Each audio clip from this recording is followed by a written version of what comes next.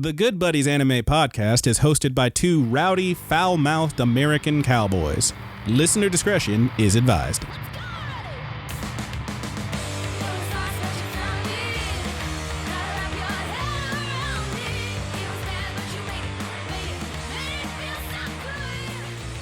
Hey, Good Buddies, what's up? Welcome into the Good Buddies Anime Show. I am your Good Buddy Roger. And I am your good buddy Brandon. And we're doing our seasonal ranking. Ah, here we go, baby. Oh, yeah.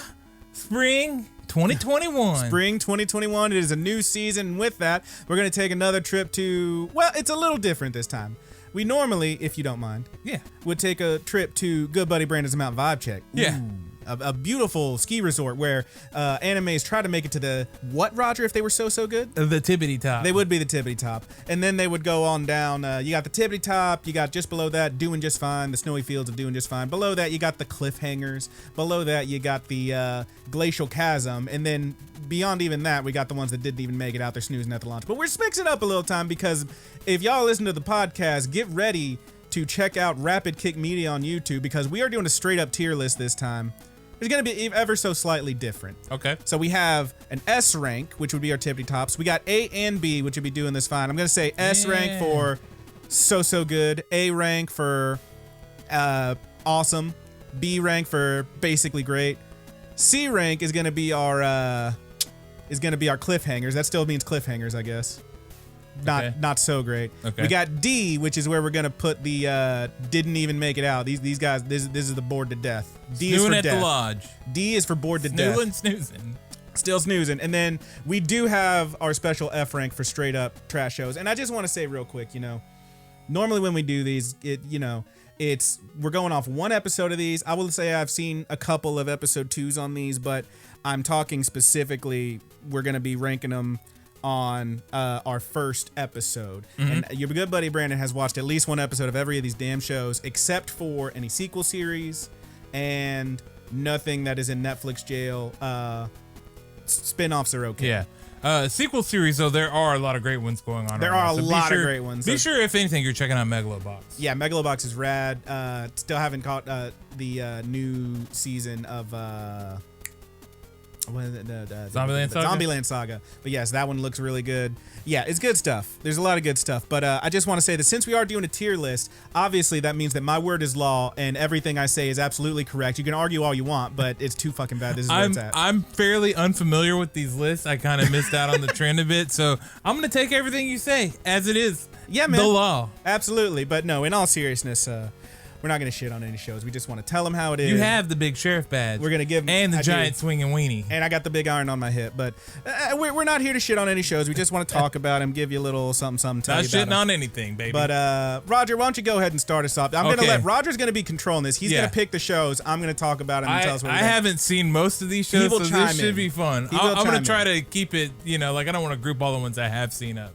But here we go. Let's see what happens. Let's start with... you know what? I like going to the bottom left when I do booster packs, so let's go with FalKKone. FalKKone. This show is garbage! Yes, I did have my air horn ready. Why don't you go ahead and drop that right into F rank. So here's the thing about FalKKone. FalKKone is one that, honestly, so here's the thing. This is a story all about how this dude almost died at the train station, and he is saved by a girl who grabs him by his collar, pulls him back, saves his ever-loving life. And then he's like, wow, she even gives him some lunch because he's like, I guess I'm just tired. He gets home later after work. He finds, he lives with his younger sister. He finds she's got a friend over. Oh, look at that. It's that girl he met. He very quickly falls in love and declares, I'm going to marry this girl. He starts sending her gifts and everything. Oh, and that would be really cute if he was not a grown-ass man with a 9-to-5 and she was a high school girl and he is just straight up stalking her. Ew. Now, this is one of those where, you could say, it's a cartoon. How big's the age gap? Blah, blah, blah. The dude is a straight up skeevy. All the things that I normally say. Yes. The dude is a straight up skeevy dude, though. He literally, she actually gets his number and calls him to be like, hey, this is kind of a lot. Can you not? And he's like, oh, I guess I am kind of being a little overbearing, huh? She's like, yeah, you really are. He's like, well, I'm not going to stop. I'm just going to keep on following you. And now I got your number. Ha ha. The dude is a monster. He's straight up stalking this girl. And it has the awful distinction of toward the end of the episode, her being like, I guess he isn't so bad. No, he is. He is. The subtitle for the show is "It's disgusting to call this love." It's a trash show. Throw it in the garbage. That's where it belongs. Okay. Next up, Roger, pick one for us. Okay, then I want to do one that I have seen. Let's go. Let's go with Odd Taxi. Odd Taxi is one that I really enjoy. So the thing about Odd Taxi, a brief description. It's a city of anthropomorphic animals. I said it right. Where we got this walrus taxi driver. He finds himself.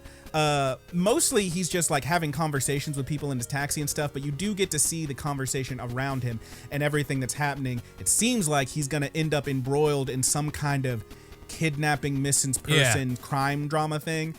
I really like this show so far. Yeah, my takeaway from it is that this show is about everything and nothing at the same time. Yes, and I'm rather enjoying it.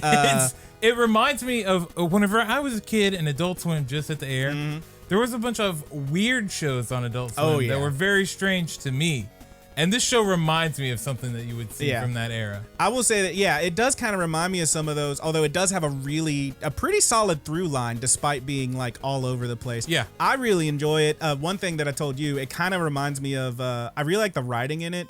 It kind of hits me with the Quentin Tarantino vibes in that, not that everyone's saying the N-word a lot. They don't do that. What they do is they'll have like these conversations about literal nothing. Yeah. Like, you know what they call a quarter pounder with cheese in France or whatever, blah, blah, blah. That whole thing. That's this conversation about nothing, but it tells you about these characters. These guys in the first episode have an extended discussion about We Are the World and Bruce Springsteen's part in that song. Yeah. Just chatting it up. It's really fun. I'm going to say it. This is a tippity top for me. Drop it in S rank, we're putting an S. Odd Taxi. I think it's an S rank. We go from F to S. All right. Yeah, we had a pretty big jump there. That's cool. That's cool. That's a pretty big jump. I really like that one, though. We'll see how it pans out, of course. This is only after one episode for most of these, but yeah. Why don't you hit us with another one? Okay, man. Let's do Burning Comedy. Burning Comedy. Do they in fact say comedy a Yes, whole lot? that is part of the game. That is part of it. The whole thing. So here's the thing. Comedy is a thing that you and me both, I think, for the first time got exposed to during Chio School Road when we talked about that show.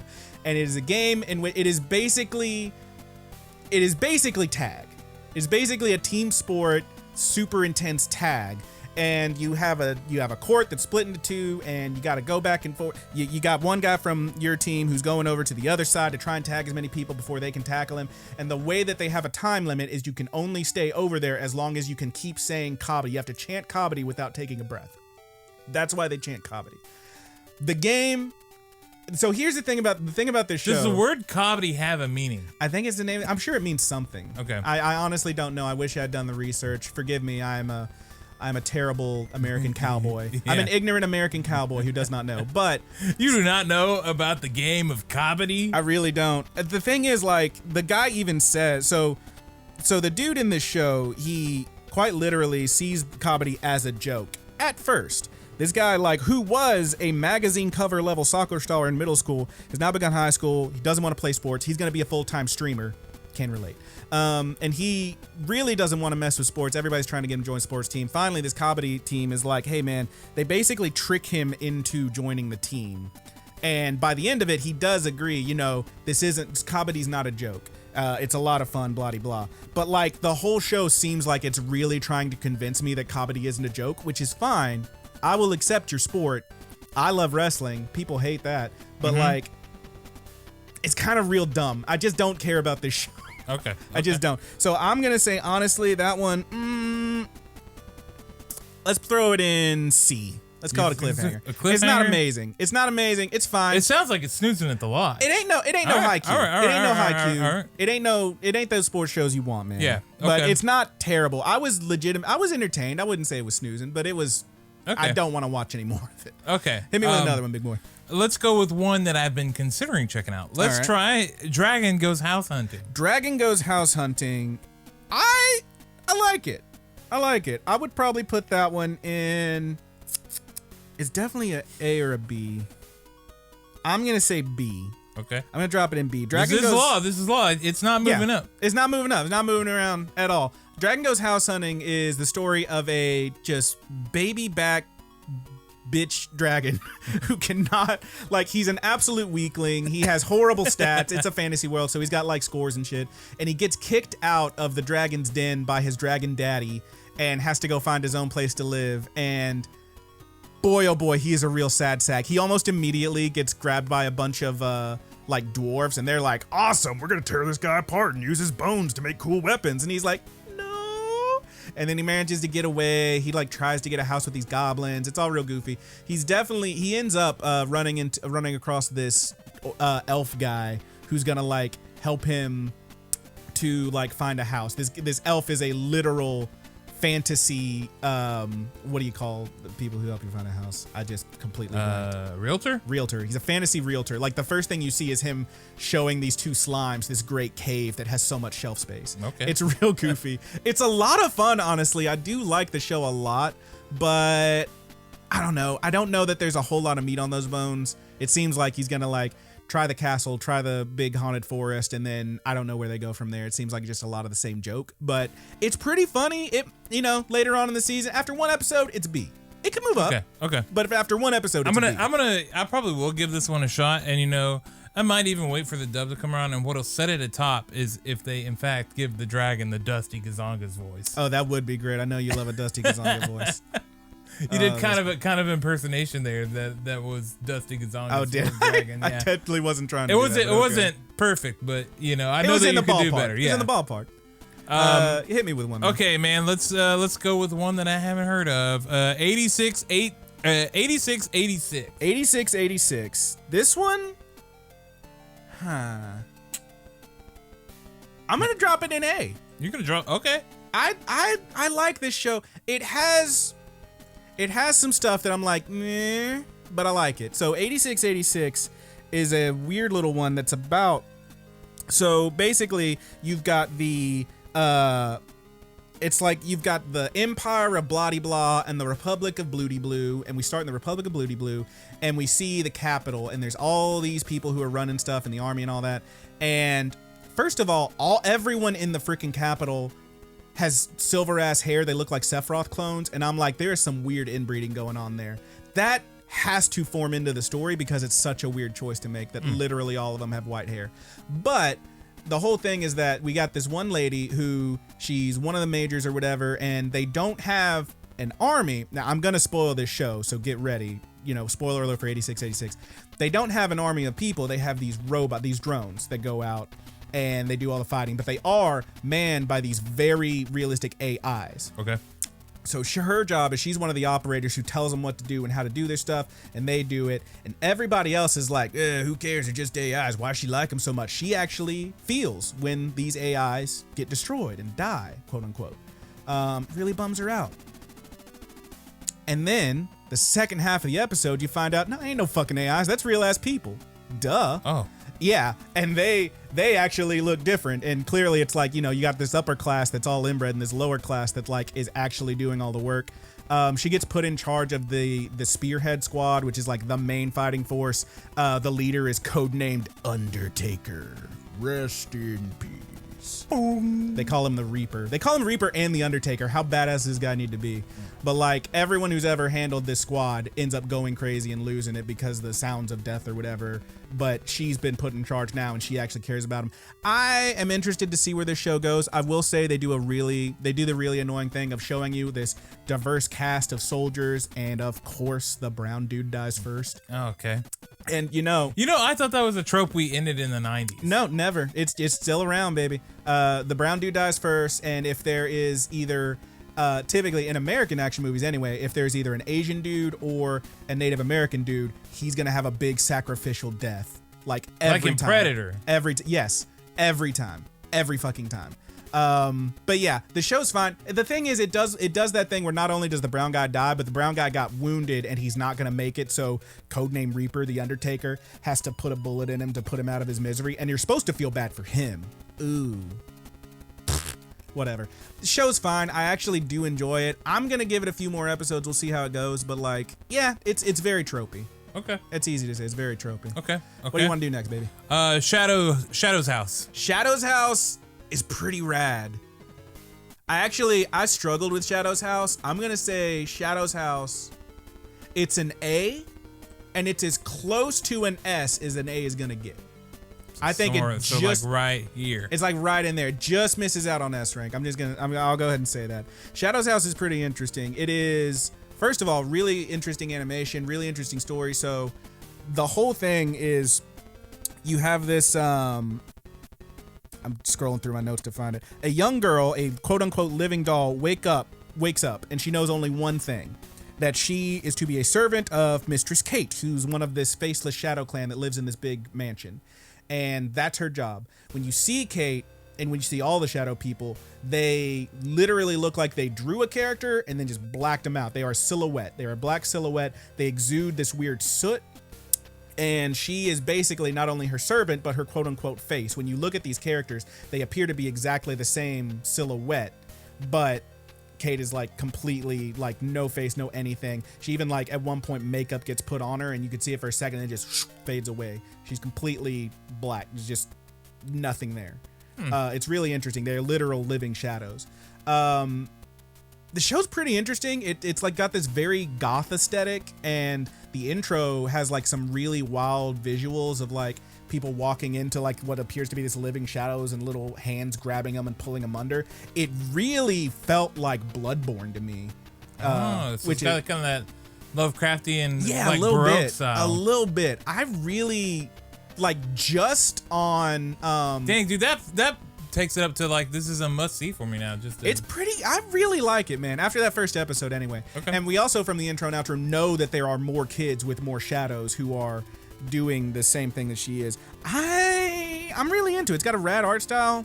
Yeah, I'm feeling it. It's as close to an S rank as an A is gonna get. Okay. Again, yeah, check out Shadow's House. It's pretty sweet. What else you got? Okay, let's do one that I have seen. Okay. Let's do Kestis, the Roman fighter. Bro, this show sucks.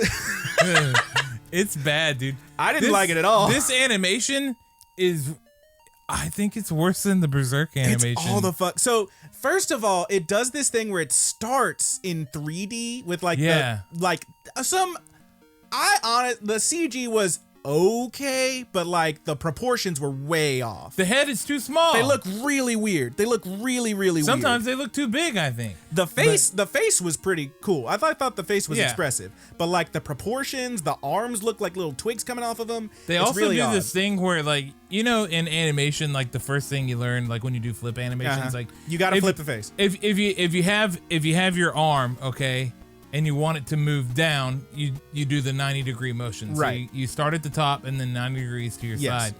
And that's like the first thing you learn. That's what this animation just uses. Yeah. Like there's no movement in between. It just pops. Dip, bop, boop, bop. Yeah. I mean, of course your eye makes the illusion, but you can tell when that illusion is there. But see, here's the thing. It starts with that not great CG and then goes into some pretty bad 2D for the rest of it, including not like very good. A bit at the end that I rewound a couple of times just to look at this dude's weird face, because he's got like a straight up lazy eyes. Like, you are all the way off model, my dude. It's wild. Story wise, I don't hate the story is the thing.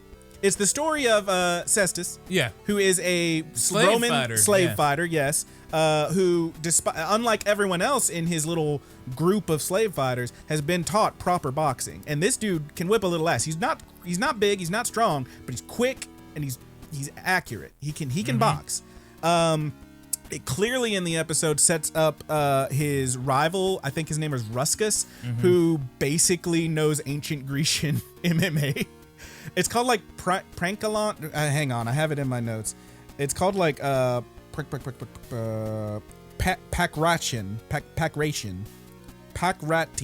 Dude, I can't believe you went as deep as you did into this show. That's a real thing. I looked it up. It's a real thing. I story-wise, I don't hate it, but the art and animation is so bad. Yeah, it's hard to look at. Like I really think that it's worse than Berserk.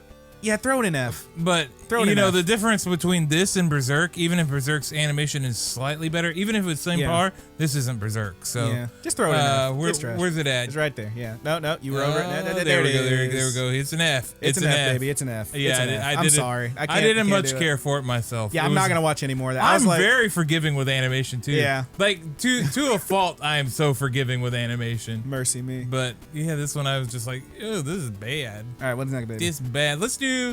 Vivi.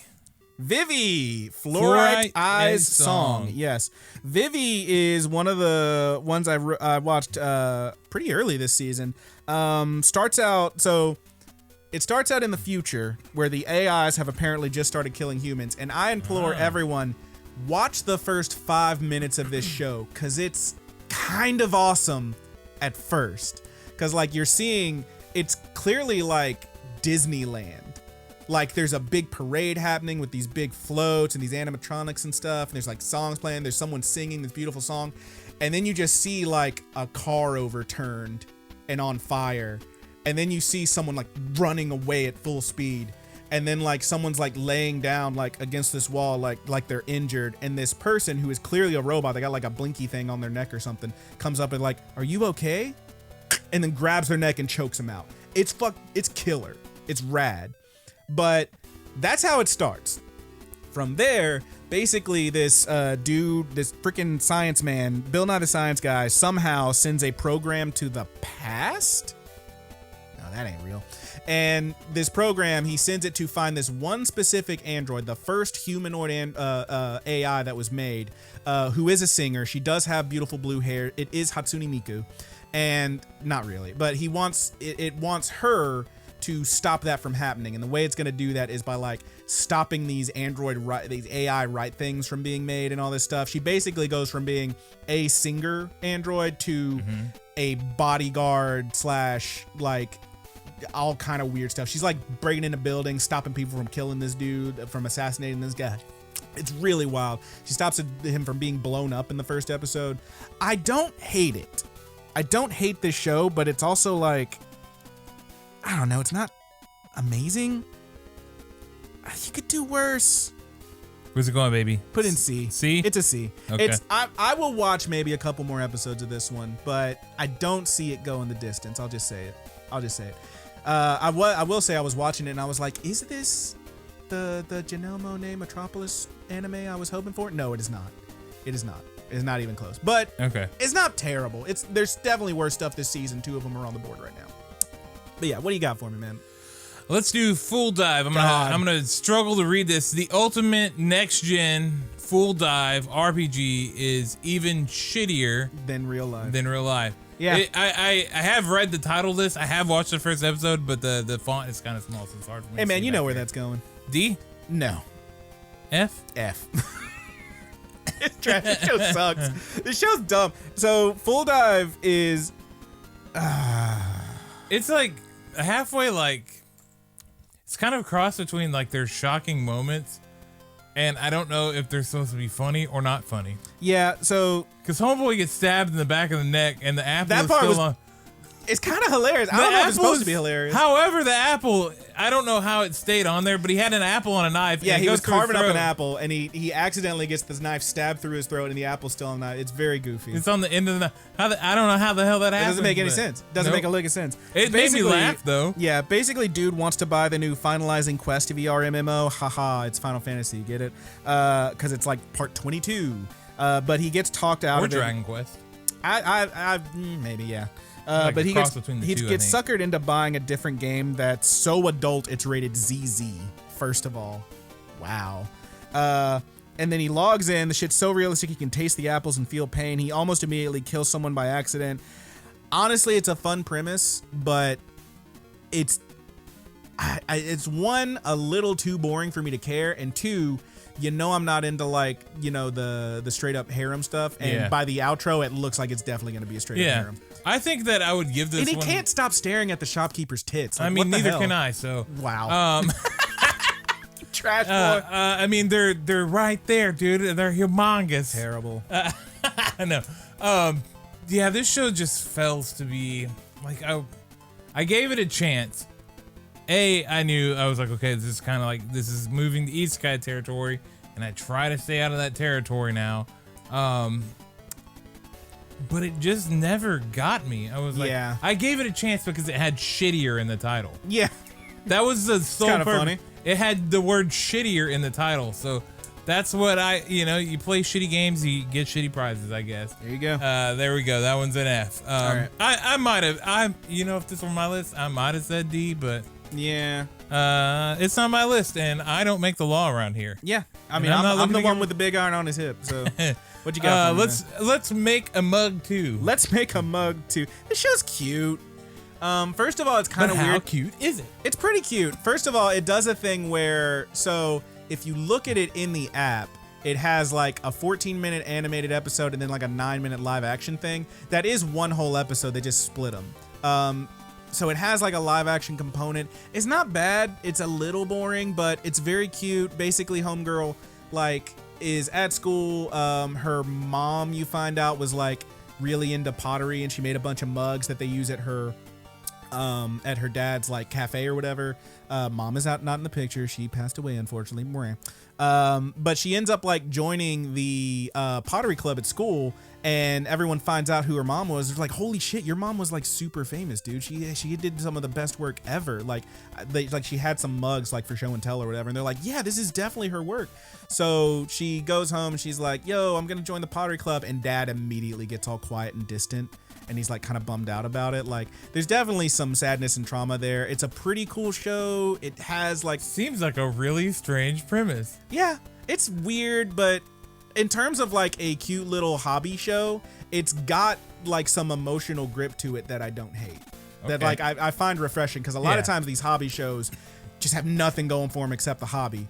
But yeah, it's decent. I'd put it in B. Put it in B. Okay. I'll put it in B. Okay. It's not like, I do like mugs. Yeah. I drink lots of coffee. I got me one of your mugs right here. It's a Capsule Corp, and it's got trunks on the other side, and I'm slurping some water. I got me some good mugs. I got me my Chobits mug. You bought me my favorite mug ever, which was a very large. It's one of those big mugs. It's huge. It's one of those huge ones that has like the super sparkly Sailor Moon all around the mugs. It's beautiful. I knew you'd love it. You knew I would. You know me all so well. What you got for me? Combatants will be dispatched. Jesus Christ, this show. So Combatants will be dispatched is one where basically this evil organization has already taken over the world. The evil organization is run by two big titty women, and their ultimate super soldier. I just want to say that I don't sit around looking at anime titties all day, if that's what you got from the RPG one.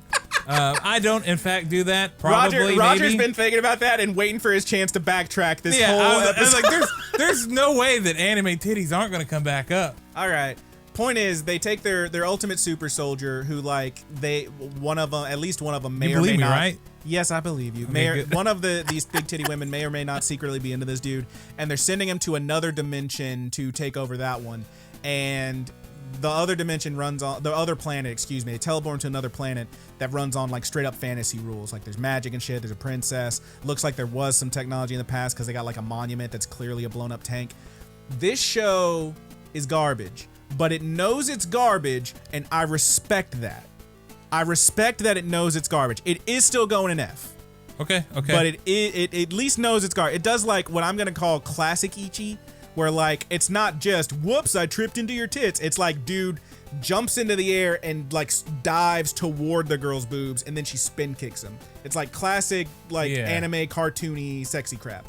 Yeah, like I think they did that in Kiichi the Disciple or something. Yeah, I guess. Well, that one didn't really have that much. They're much worse than that. It's not. And that one's not a classic. You could do worse. Yeah. Is what I'm saying. It's definitely the top of the F. It's still an F. I don't know. I might give it a shot, dude. I love Anime Planet. So. Well, let me know what you think. At one point, the dude they find an old supercomputer that nobody knows is cubic. Yeah, I caught that. I'm not laughing. I'm no selling it, but I got it. I'm not laughing. I don't know what you're talking about. He's over here losing his mind on his own joke. Anyway, Planet, fuck you. Basically, like at one point they find an old supercomputer that they managed to reboot, because he's also got like this little android girl with him who's helping him with shit, and they have to select a new password for it, and he's like, make the password Dick Festival. Why would you make it Dick Festival? Because imagine, dude, the princess is gonna have to say Dick Festival to use it. It's like, the fuck is wrong with you, man? It is not even funny. It is a good, memorable password. It's not even funny. It's dumb. The show's dumb. It's trash, but it knows it's trash, and I respect that to a point. So there you go. It's still trash, though. It is getting an F. It is in the glacial chasm. Okay. So right. I'm gonna try to find. I'm looking for a D, baby. I'm looking for a D. Oh, there's a couple. Let's see. Let's go with let's go with Pretty Boy Detective Club. Pretty Boy Detective Club. I'm sorry to disappoint you. Damn, not a D, huh? I'm gonna put it in an A. Dang. In this show, here's the thing about Pretty Boy Detective Club. Beautiful artwork. Okay. Fucking beautiful. The thumbnail was great. It looked great. And I actually don't discount that the show's let me tell you, not terrible. Let me ask you something, man. Now, if you were gonna join a Pretty Boy Detective Club, here's what you need to know. The first thing this show tells you, there's 3 rules to Pretty Boy Detective Club. What do you think those 3 rules are, Roger? You dress nicely. You make sure your hair's did. Okay. And don't talk about Pretty Boy Detective Club. Yeah, you don't talk about the club. No, incorrect. The rules are you have to be pretty, you have to be a boy, and you have to be a detective.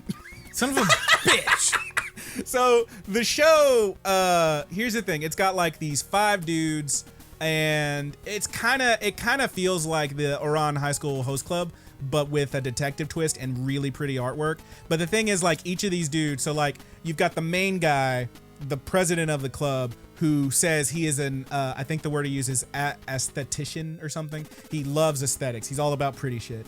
And then you've got like this guy who's super badass, like delinquent, but he's also very pretty, and he is a master chef. He has a beautiful tongue. You've got this other guy who's like the school president. He's a great at speaking and everything. He's got like voiceover shit, even though he's still in high school. He has a beautiful voice. And then you've got this motherfucker. So every time there's a little blonde kid in one of these shows, me and Haley watch him. We're like, oh look, it's Momiji. We always call him Momiji. The Momiji in this show always wears shorts, and he has beautiful legs. That's it. That's the joke.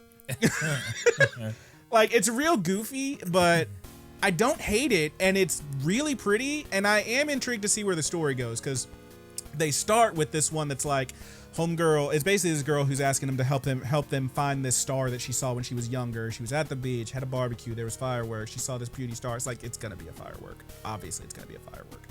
But, if it goes from there to like more actual mysteries, I'm super in. If it doesn't, it's still pretty to look at. It does have some beautiful artwork, and they do this thing where like they have a flashback and it goes into kind of this like different art style. They mix the media and everything. I watched that first episode. Tell me if you think it's as pretty as I do. Okay. I think it's very pretty. Okay, let's try Backflip. Backflip. Let me see where that landed on my list, because I had to look. There's 32 of these, and I had to write them all down. Backflip. It's fine. Put it in B. It's a B? Okay. It's a B. We're gonna find some D's in here. Trust me. Okay. Remember, I'm worried that I'm just skipping around all of them. Reminding you that D stands for dozing, because it just put me to sleep. Lodge, yeah. You know? Backflip is fine. It's a show about group rhythmic gymnastics, and this guy sees these guys at the high school, and they're doing rhythmic gymnastics, and there's a 4-person team, supposed to be a 6-person team, and he ends up like going to that school and joining up and everything. It's fine. It's cute. It ain't no Haikyuu. It ain't no Yuri on Ice, but it's cute. It could be fun. Yeah, sounds like nothing I would like. I think if I recall correctly, there was some show either this season or last season that actually was made by the person who did Yuri on Ice. It might be that one. So maybe I just shot myself in the foot by saying it ain't no Yuri on Ice, but it ain't. It's fine. You could do a lot worse. It's cute enough. Yeah. Tokyo Revengers. Tokyo Revengers? I struggle with this one. I hate this word, Revengers. It's a really dumb name. Yeah, it reminds me of Revengeance. Metal Gear Solid Revengeance. I never played that game because I hated the name so much. And it's a platinum game, and I heard that it was great. It's apparently very good. I actually like this one a lot. Okay. Where are we going? It's just on the top side of S. It is the lowest S, but it is an S. Okay, it's an S. It is an S. Okay. I really like Tokyo Revengers, man. So basically, I'm just gonna read you my notes. Dude is having a shit life and a shit day. Job sucks, no friends. He just saw a news story about this girl and her younger brother being killed by gang violence. Ooh. He realizes, oh shit. Those damn gangs. He realizes, oh shit, that girl, I used to date her. It was his first love, his first girlfriend. The only girl he's ever dated, in fact. He's been having a shitty life, but he remembers her and he's like, damn, that sucks. So then he's at the train station and he falls or is pushed onto the train tracks. And as the train is zooming toward him, his whole life flashes before his eyes, but then it kind of stops. He's back in middle school. And he's this goofy ass delinquent kid who's like hanging out with his friends, who they're all a bunch of delinquents. They're gonna go beat up these other guys at this other school because fuck those kids. And he's like, is this, what the fuck? He's like, he's time traveling, kinda. It's weird. But he ends up like doing some stuff. You find out he actually got mixed up in a gang for a while. It's a real bummer. And he ends up like, after getting the shit kicked out of him, spoiler alert, he ends up like being like, what if this is like one chance for me to have a little bit of happiness? And he goes and finds that girl he dated, who he's at this time is still dating in middle school. And he goes and finds her and he sees her. He starts crying. He's like, this was the last time I was really happy. And he even runs into her little brother and kind of talks with him. He's like, I don't know, man, like life's crazy. You know, you're not gonna believe this, but I actually like, I think I'm dead or dying. I saw this in the future, blah, blah, blah, and all this stuff. And he tells him, you know, you and your sister, man, you died too. It sucked. Just remember this date, man. If you can do anything, if any of this is real, just remember this date. And he tells him, and he wakes up in the hospital and he's like, how the fuck did I survive? They're like, oh, this guy saved you. This guy walks over. It's that little brother. He fucking lived. That does sound cool. Right? And now, but he tells him, he's like, well, what happened? Is your sister okay? No, I couldn't save her. But I think we can together. He wants to go back in time and revenge the past or something. I don't know. He used a really dumb way to say it. He wants to take you back to the past? Sounds fucking badass, right? Yeah. The show's legitimately decent. I okay, like it a lot. Okay. I am nervous with that a it's name gonna, like that, I didn't give it as much credit as I think it's pretty decent. I'm a little nervous that it's gonna lean too far into like the delinquent stuff and be kind of shitty because... Do they have pompadours? Some of them do, yes. I think he had like the bleach blonde hair and everything. It was wild looking, like Ric Flair looking ass. But also like, I don't know. It's one of those where like I feel like I don't know how much. I don't know. I'm into it right now. Okay. That's what I'm saying. One episode in, I'm super into this show. All right, man. Yeah, that's definitely an A. Well, tell me about Super Cub. Super Cub, man. Super Cub's boring as fuck, but it is not a D. Okay. It is not a D because it has good. Man, I am fishing for that D, but I'm gonna kid that D. Roger, I'm gonna give you that D. Okay. But Super Cub, put it in B. Put it in B. Super Cub's a high B. It's the only reason it's not any higher is because it's a little bit boring. The only reason it's not any lower is because it's kind of supposed to be boring. It's one of those slow burn slice of lives. Basically, homegirl, you find out she has nothing, no friends, no family. She lives alone. She barely has any money. She has enough to live there. She's going to high school. She's pumping her bike back and forth every day. And then she sees someone on a motor scooter and she's like, I'm gonna get a scooter. And she finds a used scooter, gets this used Honda Super Cub. Ooh, the product in this one. And that's the show. She now has something. She has a way to go places. And I will say I watched episode 2 of this. I'm basing this on episode 1, but episode 2, she makes a friend, etc., etc. It's pretty cool. The thing that pushes this one up is it has, you're gonna love, if you watch this one, Roger, you're gonna love the sound design in this one. Okay. There's an awful lot of silence. The gentle of that blinker coming on sounds amazing. There's a bit at the beginning where she's making her lunch and just listening to her pop open the fucking rice maker and put it in the thing and pour up her drink. It all sounds fucking great. It's like shockingly good sound design. Show's a little boring, but it is like one of those super slow burn slice of life, so it's gonna be a little bit boring. But yeah, the only reason not any higher because I can't recommend it to everybody. You gotta be into that super slow slice of life kind of shit, which I know everyone isn't. But yeah, I like it. It's got really good sound design, if nothing else. Okay. What else you got? Okay, let's try. All right, man. I'm gonna find that D right now. 7 Nights Revolution. Put it in D, baby. Oh yes. That is a straight up D. It is the, oh my god. I don't even gotta look at my notes. It's the biggest D of them all. This thing is so fucking boring. It is a shitty. It's so. Listen, I don't want to shit on the show, despite me already shitting on shows. The thing is, it's generic fantasy world with generic fantasy people fighting generic fantasy demon monsters, and it's very, very boring. It's based on a video game, like one of those mobile games, and I don't want to shit on the mobile game genre, but like, listen, if Princess Connect from a couple seasons ago is the fucking standard, and that was a very well done show with really great art, this falls well below it. And I damn near fell asleep watching it. It's a straight up D. and it can stay there. It is dozing, it's snoozing. Put it in D. All right, man. Let's go. You mentioned video games, so let's go with the video game. The World Ends With You, the animation. You ever play that game? I have never played it. I played The World World Ends With You. I was going to get it for the Switch. It's quite a pricey DS game, and I really should have it in my collection. I have it on DS. I played it on DS. I have a pretty big DS collection, but I wanted to get it on Switch, and I heard it wasn't very good there, so I was like, oh, we'll just wait till it's cheap. So no, I have not played the game, but I am familiar with the game. I don't know anything about the Switch version. I own it on DS, and actually after watching this popped it in just to see where I was, and apparently you get like points for coming back to the game after so long, and mine was maxed out at like 999 days since I touched it, obviously. But yeah, it's The World Ends With You, the animation seems like it is taking the exact like storyline from that one, like no, really not going off the rails much after that first episode anyway. And it's I will say it was interesting, like having not thought about that game in so long and then watching this and be like, oh yeah, I remember that shit where he almost kills his like partner or whatever because the bad guys are like tempting him to or something. And I do remember these characters named Beat and Rhyme and all that shit. It's decent. It has a very unique art style that very closely mimics the actual game. Some okay CG. Okay. At least they're not all disproportionate like in the Roman fighter thing, Cestus.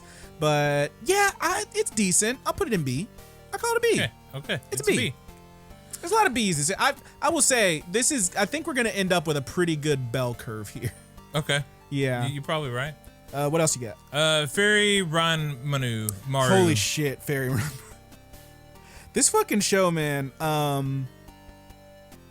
It's like Magic Mike if it was an anime. Like, basically, you got a bunch of fairy dudes who have been sent to Earth. The first time you see them, they are being presented to the fairy queen who is judging them, and they are all completely naked, and you do see their butts. You don't see the ding-dongs. You don't see any wiggle physics. And they are being sent to Earth with these cover stories as high school students, and they run like a fairy cafe or something, and they're basically there to like save these people. They say, I will save your heart. In the first episode, you see this girl who's being bullied online, and to the point, you know, trigger warning, she almost commits suicide. Holy shit. But one of the dudes stops her, and then they kiss, and he goes into her subconscious or something and fights the monster of her doubt or whatever. I don't know. It's weird.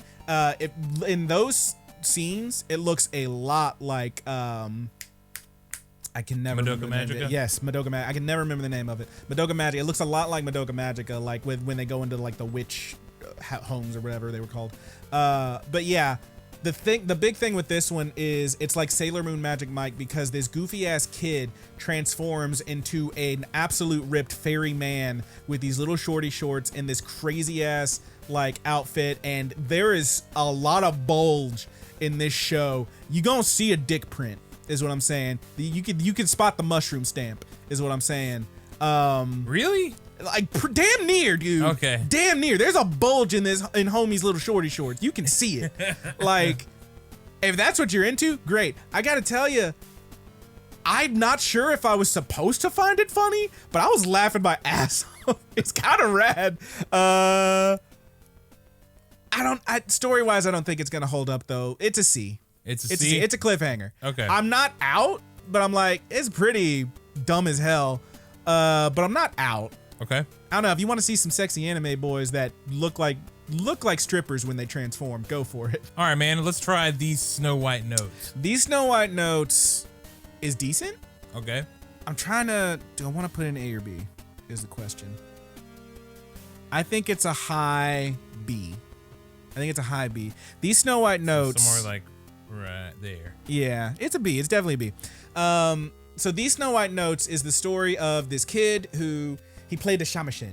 Is that what it's called? Shamisen? It's like the 3-string, looks an awful lot like a banjo. Yeah, the thing like from Demon Slayer. Yeah, kind of the ding ding ding ding ding ding ding ding like that thing. Homie plays that, and listen, he fucking rips on the thing. The first episode, though, he leaves his small town because his grandpa died, and he just, my sound's gone. And he goes to Tokyo, and he inexplicably runs into and is taken in by a super hot model girl. and she has a shitty boyfriend who's in a band who's like leeching off of her. And this dude in the first episode is like, hey, you shouldn't be giving away all your money to this guy. It's like, dude, you just got here. You don't know these people's relationship. Can you chill? But like, he ends up opening for that band again, inexplicably, and absolutely ripping on the fucking shamisen. Like, the music is decent. The music is quite good. And like the animation, some of the time it's just like, here's his hand moving. And then other times it's like they go full, like you see those fingers moving. It looks rad. But yeah, I don't know how this story's gonna go because they set up and resolve like 4 different very generic anime storylines in that first episode. And it looks like the second episode is gonna have basically nothing to do with that. So I don't know. But yeah, it's decent. It's fine. You could do worse. You could do a lot worse. Okay. But yeah, it's a B. It ain't an A. It ain't an S. It's a B. Tell me about Jiran, the princess of Snow and Blood. Snow and Blood. Snow and Blood. So this. Sorry, like I said, we're kind of far away from the screen, so the little text is hard for me. Yeah. Originally, when I did this, none of them. I made this tier list, by the way. So if anyone wants it, I'll shoot the link out on the Twitter page, on the Good Buddies Twitter. But like, when I made this, I didn't have any words on the thing, and I was like, oh shit, you can't tell what these are. So I had to go back in and add the text so we could read it at all. But yes, Jiran, the princess of Snow and Blood. So this is one where it's like, I don't know, man. This one's kind of weird. So this is another one that I watched very early this season. It's 1930s Japan. Sawa Yakimura is the name. She's an emotionally secluded woman who runs a small bookstore and looks after an orphan girl who she employs, but she's also like a secret agent for this government agency that's like trying to stop something. I don't know. It wasn't super clear to me. She also apparently is some kind of shape-shifting badass. Yeah. And then Skinwalker. Yeah, something like that actually, yes. And there's also like these other people she works with who are like James Bond level. Like the one fucking lady has an umbrella. They're like at some gala. She has an umbrella. People start shooting at him. She whips it out, opens it up, and it's bulletproof. Then she closes it, and these 2 little thingies stick out of the sides. And it turns out it is an automatic repeating crossbow. And she's like, choo, choo. It's like, damn, bitch, you need all that in an umbrella? Yeah. I don't know. The art is kind of meh on it. Story-wise, I really don't know where it's going. After 1 episode, it's a cliffhanger. It's a C. Okay. It's a C. Okay, let's try Farewell, My Dear Kramer. Is it? I still don't know if it's Kramer or Kramer.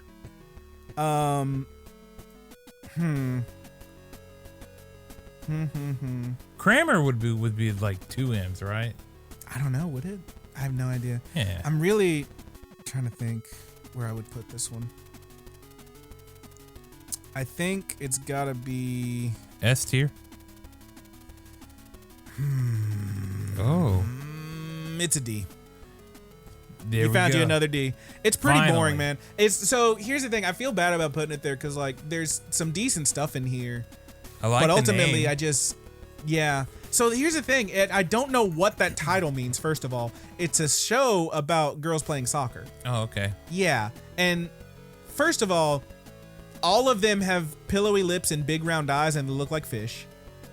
And second, they do a weird thing with the animation where like they're watching these girls play soccer from the other side of the fence.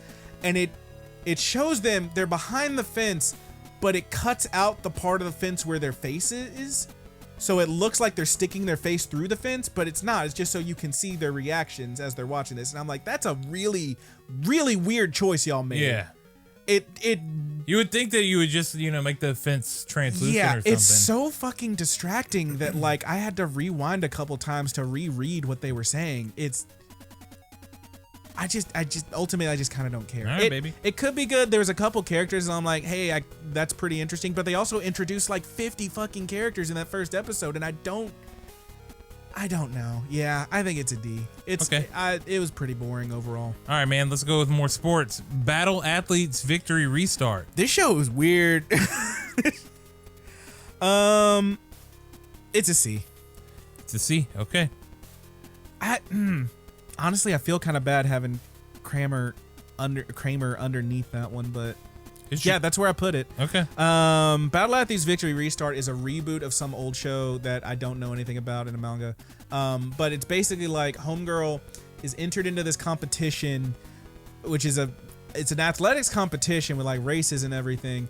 There's girls from each planet, and it takes place on this crazy satellite. And she's from Earth, where she harvested potatoes. She's a potato farmer. Okay, I like it. And after a chance meeting with some lady who like crash landed in her town in some kind of UFO, who told her, you have to go and become the Cosmic Beauty, because that's what the winner is. They're the Cosmic Beauty. Yeah, she ends up entering this competition, and she's apparently very good at it. I don't know. It's just really weird. And my big problem with this show is it has a weird habit of, one, they're doing all these athletics, so they put them in these very tight, skimpy outfits. And two, the camera just keeps staring at their butts, and none of them know how to pick their wedgie. So like, there's a lot of butt crack in this one. Which if you're into that, great. Butt crack.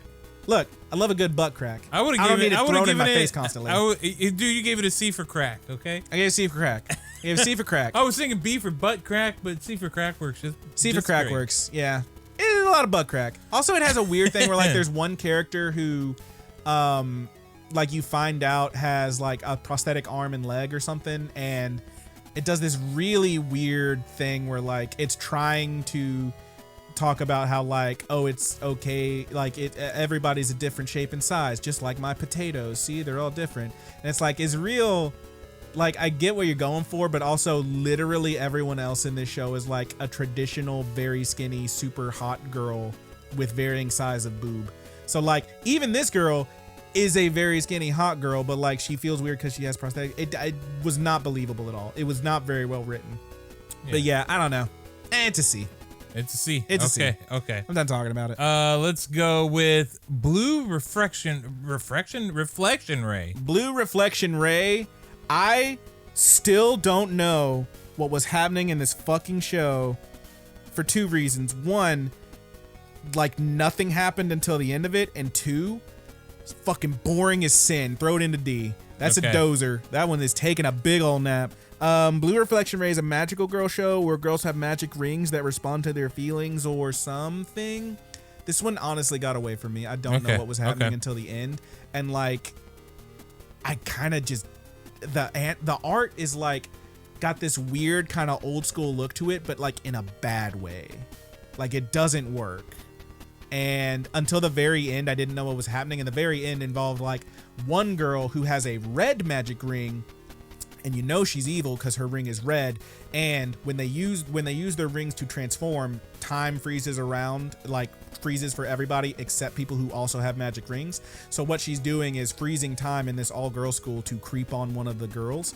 And then these other girls who just happen to cross these magic rings, and theirs are blue, so you know they're the good guys, they manage to stop her and scare her away. Okay. But that's literally the last 3 minutes of the show, and the rest of it makes no fucking sense. So yeah, it's a D. Blue Reflection Ray is a D. Yeah. Okay. Well, magical girls have powers. So let's talk about the Saints' magic power is omnipotent. The Saints' magic power is omnipotent. Kind of reminds me of what the hell was the name of that show? Ascendance of a Bookworm, where like you get someone who's isekai'd and they just know a bunch of shit, and so they're doing stuff. But this one, it's less that she knows a bunch of shit and more that she ends up like learning a bunch of shit because so basically the Saint, regular old lady, gets isekai'd upon returning home from a day at the office, and she has been summoned to this fantasy world along with another younger girl. Both of them came through because they were summoned by these sages who needed the power of a quote-unquote saint to help the people. So the prince, whose name is Kyle. Prince Kyle? No. Can't be Prince Kyle. Fuck you. Fuck Prince Kyle. The prince sees the younger girl and is like, truly, she is the beautiful saint, and takes her away. Meanwhile, this regular girl who was like just an office worker is like, what do I do? I'm like, I don't know, man. Whatever you want, I guess. So she ends up like finding this place where they harvest these flowers, and she recognized the flowers because she was like that's kind of her thing. in real life. She liked flowers, and they're using them to make healing potions. And so she goes there and like joins up with them and starts learning how to make healing potions. And it turns out she's got like super powerful magic power, because of course she does. It's an isekai. She has to be OP. But it also like, yeah, it's not bad. It also introduces a whole lot of very cute boys. So I think it's going to be one of those like reverse harem kind of things. Okay. It's fine. It's a B. Okay. It's a B. Okay. It's a B. It's a B. There's the B right there. There's the B. Don't trust the B. Okay. So now I think we've got a pretty good list boiled down here. All right. Of decent shows. Maybe not. We got a couple there that I think are still pretty decent. I kind of narrowed down there at the end to put ones that I heard or I'd seen people talking about. Okay. So here we go. We're gonna call this the cream of the crop or cream of the flop. It's definitely one or the other, babe. Let's go with Mars Red. Let's start there. I really like Mars Red. Okay. And I tell you, it's a little bit. It's one of those that like So the first episode is very artsy to the point that it is almost full of itself, but I don't think it ever goes all the way there. I really like this show, though. I'm going to put it in S. I think Mars Red is an S. Okay. Based on purely the first episode. Here's the thing about Mars Red is that, excuse me, Mars Red is one that it's in 1920s Tokyo. You got Major Maida, who has been dispatched to investigate this actress who has just risen as a vampire after being crushed by a falling prop. And I don't want to say anything else about it. I just want everyone to watch that first episode, because that first episode I fucking loved. It is a killer first episode. It is maybe my favorite premiere of the season. It's between that and another one that you haven't gotten to yet. Okay. But it's really good. If the rest of the show is like that, where it is like, here is a story with a beginning, middle, and end that is effective and really cool and has some really pretty animation, and it's just this self-contained thing that happens to deal with vampires. If the rest of the show is like that, kind of like a Paranoia Agent or a Violet Evergarden, where it's just each episode is its own little story. If the rest of the show is like that, we got a fucking hit. Okay. If it is not, and I don't think it's gonna be, it feels like it's going toward he's gonna be in charge of this vampire kill squad where they got to go out and stop the vampires, which is fine. It's a different show. It's still a good show, but it's not as good as it could be.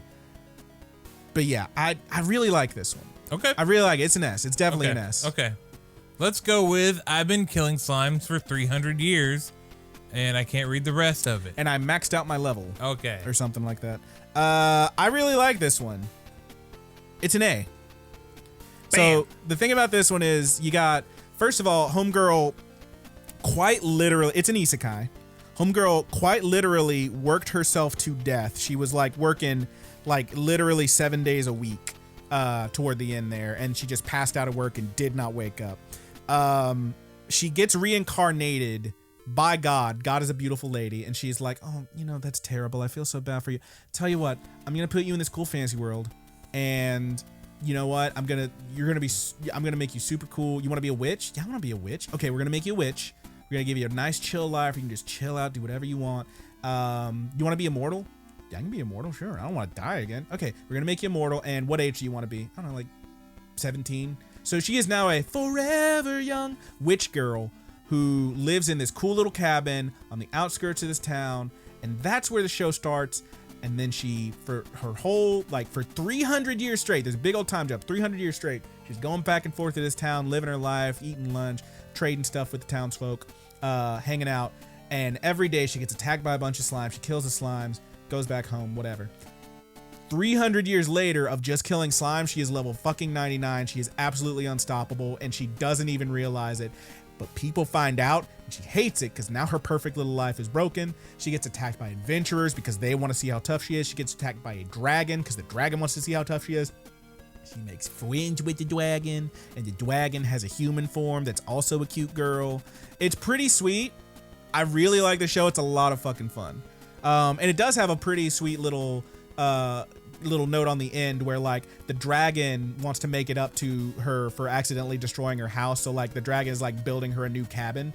And the dragon's like, no, I can finish it up. I just got to push myself a little bit harder. She's like, no, none of that. No working yourself to death. It is important to take breaks and everything. teaching her the lesson that she learned in her life, which is very cute. I really like this show. It's super cute. Okay. And if it stays super cute, we got a hit. If it doesn't, and it gets weird, it could get weird. There you go. Okay. Yeah, I like it. It's very cute. Okay, so let's go on. Now, maybe a slime that she could kill. Oh, yeah. Is from That Time I Got Reincarnated as a slime. You know what? The Slime Diaries. What do we got on it, dude? The Slime Diaries. It is also an A. Okay. Slime Diaries is a spinoff, obviously. Slime to slime. Slime to slime. Slime to slime, bro. Yeah, Slime Diaries is obviously a spinoff of That Time I Got Reincarnated as Slime. It is basically they took that show and then we're like, okay, here's it is a spinoff manga that is also but it's literally just like a bunch of little gags, slice of life, like goofy comedy shit, not unlike an Asobi Asobase or any other number of shows we've seen, where they just have these goofy little stories, and it's very charming and very cute, and it's a lot of fun to see the characters from That Time I Got Reincarnated as Slime just living normal life and not fighting to the death and all that shit. I'm still into slime, but like this one's very cute and fun. They also redo some of the art, like Benimaru, the Oni guy, looks less scary and more like a regular cool dude. And he's got a little fan club because like all the other people in the Monster Town are like, oh my god, he's so cute. Like it's a lot of fun. Yeah, it's super cute. It's super fun. I don't really have anything else to say about it. It's just decent. Okay. Let's see what you got to say about Osamake. Rom-com where the childhood friend won't lose. So first of all, I don't fucking believe you. Second, that's a D. This show's boring as hell. Baby, it's a D. So I struggled whether to call this one trash or boring. And that is the ultimate question. Is it worse to be trash or is it worse to be boring? I did the same thing with Full Dive, honestly. I was not sure if I was going to call it boring or trash. But with trash, I'm going boring with this one. So Osamake, rom-com where the childhood friend won't lose. Basically, dude, first of all, man, I don't want to talk shit on the production too much, but if you look at the poster for this one, at least two of those characters look like they just straight copy and pasted from Bunny Girl Sama. Second, apparently, all of the main female characters are also... Bunny Girl Senpai? Bunny Girl Senpai, okay. Yes, excuse me. Second, all of the main female characters apparently also named after characters from Fire Emblem, because dude was like, I don't know, let's just go with it. What? Mar? No. Roy? No. It's like they have the same like root Japanese names or something. Ah, okay. But yeah, as a bunch of characters from Fire Emblem. The show itself is so like all the characters are either so cookie cutter or written in such a crazy way that they either seem like absolute background nobodies or real psychopaths. Like there is no in between. And like, so basically dude is in love with the prettiest girl in school, and but he has a childhood friend who's this super cute girl who the show describes as an older lolly, first of all. Gross. And she's super in love with him, and she's not shy about it at all. She is trying to get that. Several times through the show, she tries very hard to get that. And basically they find out that prettiest girl in school is dating some dude, and the guy's all broken up about it, and his childhood friend's trying to comfort her. And then they decide what they're going to do about this is they literally just scheme up a plan to like show her how cool he is so that she feels bad for dating someone else. It's like, dude, you're an actual crazy person. And the show says that the childhood friend won't lose, meaning that he's gonna end up with the girl, the older lolly, I guess. But also in that first episode, she literally says, well, if we do that, it's not winning. It just means you don't lose. And I'm like, okay, so you're just telling me what's gonna happen beforehand. And the show sucks. It's very boring. I literally fell asleep the first time I watched it, and then I tried to watch it again, and I was like, man, this sucks. And I tried to watch it a third time and got through it and still thought it sucked and was boring. Okay. So I'm going to put it in D for dozing. It's a boring ass show. It's also pretty fucking trash in general. Yeah, don't watch Osamake. Osamake. All right, man. Don't toy with me, Miss Nagatoro. This is looks like we got a middle finger going here. Yeah, a little bit. This is one that like,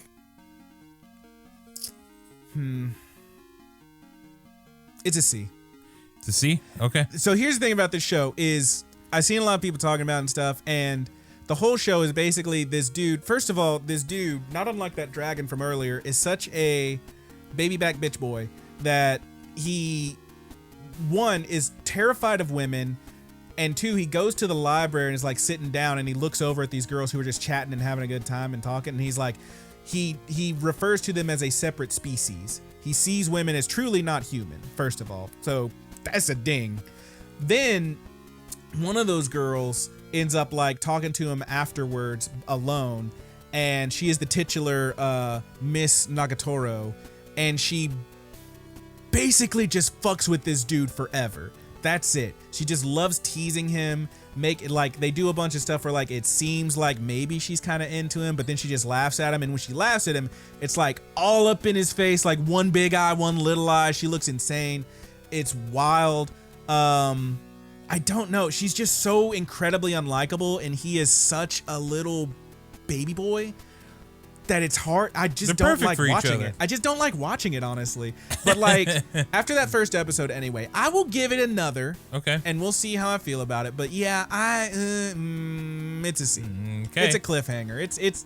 It's fallen. All right, man. So we're at the final three. The final three. The terrific three, as we. Okay, so I will start with the one of these three that I have seen. All right, here we go. And I mean, I think the ranking is in the title, but we'll see how it goes. All right. Dynazenon. SSSS Dynazenon. I still not sure if this is a spinoff or what. It's part of the same Gridman universe. Yeah, it's it even says Gridman universe underneath the title. Yeah. Yeah. So you got a bunch of kids. I guess you could technically consider this a sequel season, but it's so far removed. I wouldn't call it a sequel right now. Yeah, I definitely wouldn't call it a sequel. I would call it a sequel season. But yeah, SSSS Dynazenon. They're getting new characters, so it's a kaiju story about kids with issues, including a girl who is dealing with a deceased older sibling, who it seems she is unfairly compared to. A kind of boring dude who that girl asks out and then flakes on because that's how she's coping, and a couple of shut-ins, and then they all basically run across the same homeless guy who says he's a kaiju user, and then a kaiju attacks the city, and he summons a big giant robot that a bunch of those kids get pulled into, and they're piloting the big robot, and it's kind of rad. Okay. But I will say, and we talked about this previously, my problem with this show, after that first episode anyway, is that these kids are in a fucking giant goddamn robot that just transformed into a giant goddamn fire-breathing dragon and blew up this other kaiju, and the boring dude looks up at the girl because that's all he's focused on, and she just turns around and is like, yeah, I am pretty messed up. And I'm like, y'all are in a fucking robot. What are you doing? I was like, I just, it's hard for me. It's a little whiplashy. Sure. Between I think it builds the rad intrigue. action. It's fine. And I will say I watched the second episode and it's fine. I like the second episode quite a bit. I'll just ask you, where would you drop it, man? Where would you put it? I would put it, I think with the animations fine. And the just the overall show is pretty fun. Mm-hmm. And the second episode had me freaking laughing, dude. Mm-hmm. It had me laughing whenever he went over to Homeboy's house. It was pretty funny. I would put it as an S, but I like the Gridman. That whole style. I like the way the show looks. I like how much fun it is. And maybe first episode alone is not S, but in grand scheme, I see it going to the tippy top, baby. Well, you call it an S. Okay. I was gonna put it in B. Let's split the difference. Call it an S. Or A. Split the difference. Okay. Call it an A. Okay. Yeah. Yeah. I mean, I know it's got 4 S's in the name, but I'm gonna put it in A. I think so far that it's better than Gridman? No. No, I don't either. Do I think that it could end up being so much fun that it's on par with it? Look, yes. that fucking kaiju user guy is hilarious. Yes, we'll see where it goes. I don't want to spoil the funny parts. I want people to be able to see it. All right, babe. We got 2 left, and one of them's very hard to read. Do you want to knock that one? Okay, yeah, let's hit it, dude. What is it? That is Higehiro. After being rejected, I shaved and took in a high school runaway. Creepy title. So, yeah, this... I've been hearing it's the bait and switch. Let me tell you, Roger, this is my X-Files, because I want to believe. Okay. I want to believe in this fucking show. So here's the thing. We already talked about one where a dude is literally stalking a high school girl. I want to believe this one's better because this one starts, he, as the title says, gets rejected. He's going home drunk. He comes across this girl who's just like sitting down or whatever, in the middle of the street, basically. Not in the middle of the street. It's like a walkway. But he finds her and he's like, hey, you know, what are you doing out here? He's very drunk. And she's like, oh, I don't have any place to go. And she basically finagles her way into staying with the dude. And she's like, so what's up? We're gonna bone? Because like that, you find out that's what she's been doing. This is a high school girl. She's like 16, 17, I think. 17, let's say 17. They're always 17. And she's trying to seduce him because that's how she's been getting through life. Just jumping from one guy to the other. That's how she's been traveling because she ran away from home. She doesn't want to go home. We don't know what's up with home yet, whatever. The dude, to his credit, tells her, no, I'm not going to do that. I'm not into little girls. And he goes to sleep. And he's like, you can sleep here for the night, whatever. He goes to sleep, wakes up the next day, not remembering most of that. And he's like, oh God, I didn't do anything, did I? And she's like, no, you were very, very much a gentleman. And she's like, oh, thank God. It's like, wow. So like, that's the show. He basically tells her like, look, you can stick around. He's trying to, you ever seen Black Snake Moan? Yes. It kind of is like Black Snake Moan. Okay. Where, so that was a movie. Okay. That was a movie where Sam Jackson takes Christina Ricci, who's like a sex-crazed drug addict, and chains her up in his house so that she can't do that shit. He's trying to break her of that habit. It's kind of like that, but like a very nicer anime version. Okay. Where he's telling her, look, you can stay here. You don't have to pay me to live here. You just clean the house because his house is filthy. He's like, you clean up. And she makes great miso soup, he finds out, because he was like, I want miso soup when he was drunk, and she made him some the next morning. He's like, this is really fucking good miso soup. So that's the show. And I want to believe it's going to stay there. I am so certain that it's going to end up, because like, even after she promises not to try and seduce him anymore, he's like laying on his back and she walks over him and like you see her panties. And there's like a bit at the end where like he's on the back porch like of the apartment smoking a cigarette and he's like, she is kind of cute. And I'm like, I want to believe he's gonna stick to his guns and not fuck this high school girl. Well, dude, it sounds like you have to stay with it to find out. It sounds like I do. I'm gonna now. Let me ask you this. Ask me your question. Because this is, before I give it its grade. In my opinion, this is borderline like this is borderline kind of like grooming fantasy almost. I'm not gonna say that's it, but man, it feels close. Now, if the anime ends and they are, you know, we'll say that the guy's in his 30s and she's not far behind, because I'm assuming the age gap isn't that huge. That's still pretty fucked up. And they're married. How will you feel about it? That's fucked up. That's fucked up because it's definitely like grooming or whatever. Yeah, it's definitely what that is. That is not good. So here's the thing. He's still into his boss, who is the person he got rejected by, his sexy boss lady boss, who has giant titties. You find out. He's still into her. You hate to hear it. You hate to hear it. He has another coworker. I'll say I've seen episode 2 of this one. He's got another coworker who seems like she's into him, and she's super cute and his own fucking age. So I want to believe, Roger, that it's not gonna go that way, and I'm gonna stick with this show until it gives me reason to stop believing. Now, that. is it possible for them to end up together and it not be creepy? No, it's not possible. Not in my book. Not for me. Okay, I'm sure that's a line that's a step too far for me. I'm sure a lot of people be fine with it. That is why I'm gonna put it in C. Okay. I'm gonna put it in C. And to be clear, again, D is kind of an outlier here in that it's not shows that are particularly terrible. They're just boring as fuck. So this one is a cliffhanger. Okay. It is. Ooh, it's the lowest C on the list. It is this close to dropping straight through D to F. Does it have the chance of moving up? I'm not gonna commit to that. I'm not gonna commit to that. All right, dude. Tell me about To Your Eternity. To Your Eternity, I think, is the best premiere this season. It's the one I like the most. Because you know the thing about me, Roger. Okay. I love that sad shit. You do love that sad shit. Ooh, I want to cry. Make me cry, daddy. To Your Eternity. First of all, it's going in S, if that wasn't clear. It's an S rank. Okay. To Your Eternity is the story of, it starts with an unnamed narrator who we must assume is God, who says it started as an orb, and you see this orb falling to Earth. It's just a little orb, this little circle, just falls down. And whenever it interacts with something, it transforms into that and it learns a little bit. So it starts with that thing, it hits a rock, it turns into a rock.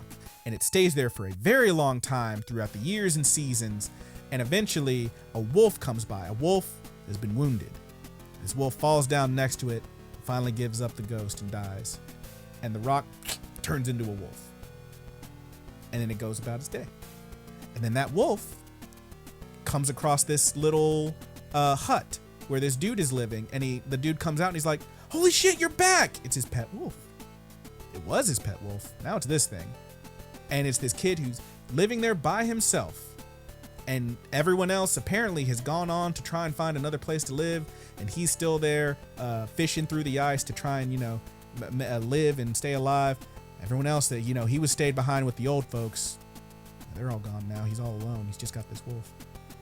And it's the story of that kid trying to get to where the rest of his family went. And I won't say any more because I want everyone to watch this. You can guess where this is going. This show is beautiful. It's very good art. Pretty great sound design. A story that I can really get behind.